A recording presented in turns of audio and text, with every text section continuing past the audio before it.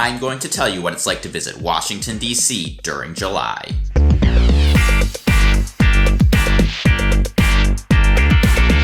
Hello, welcome to Trip Hacks DC. My name is Rob. I'm a tour guide here in the nation's capital. If you're coming to Washington, D.C. and you're looking for the best tips, tricks, and hacks for exploring the city, make sure to subscribe to this channel and hit the bell notification icon so that you don't miss any future videos. And if you're interested in signing up for a Trip Hacks DC tour, head on over to triphacksdc.com afterwards to see the tours that we offer. This video is part of my month-by-month series where I tell you what it's like to visit Washington, D.C. each month of the year, including information about the weather, things to do, special events, and other month-specific information. If you have visited D.C. during July before, leave a comment on this video and let everyone know whether you thought it was a good month to visit. Otherwise, let's get started. July is squarely in the middle of summer tour season. June, July, and August are the three busiest months of the year in DC for tourism because the kids are off school and families are taking their summer vacations. July weather in DC is hot,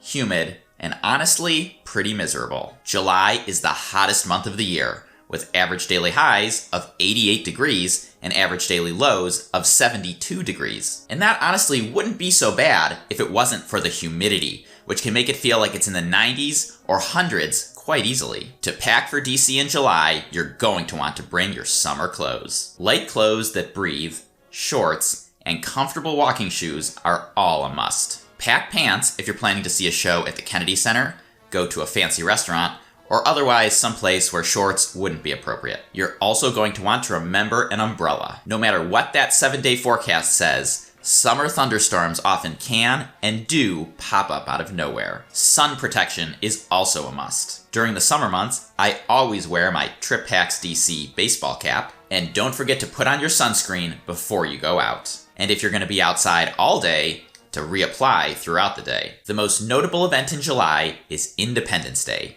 which is also our only federal government holiday. I have an entire video about things to see and do on Independence Day, which I will leave down in the video description, and I recommend checking out if you're going to be in town around then. But to give you a Cliff Notes version of the video, a few things you can do include a dramatic recreation of the reading of the Declaration of Independence on the steps of the National Archives, the Independence Day Parade down Constitution Avenue, the A Capitol 4th concert on the west lawn of the Capitol, and of course, the fireworks. One of my personal favorite things to do is to go to a Nationals baseball game. This year, first pitch is at 11 a.m., which leaves plenty of time for other activities afterwards. Another notable special event in July is the Smithsonian Folklife Festival. This is usually held the last week in June and the first week in July. I say usually because this year, in 2019, unfortunately it's been cut back and will not be happening in July at all. The Folklife Festival is a social event where you can experience cultures from all around the globe through things like music, dance, art, and food.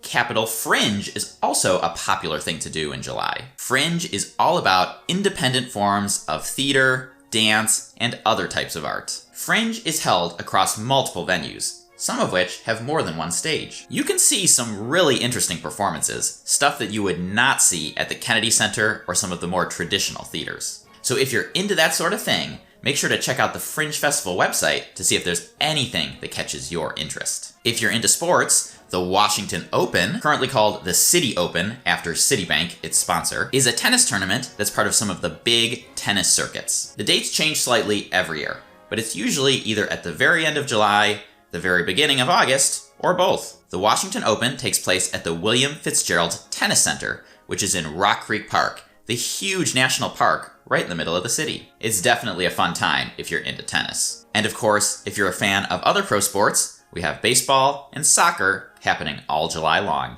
And lastly, July has plenty of special summer things to do, like outdoor movie nights, free concerts, jazz in the garden, and other summer-specific fun. I have an entire video on this topic, so make sure to check out the description if you want to see that one. And that's it! Thank you for watching this video. If you found it helpful, you can subscribe to this channel by clicking on the Trip Hacks DC logo, which is popping up right now at the bottom of the screen. And if you're coming to DC and want to sign up for a Trip Hacks DC tour, you can click on the Capitol Dome on the left side of my head. That'll send you over to triphacksdc.com, where you can see all of the tours that we offer. Enjoy your trip!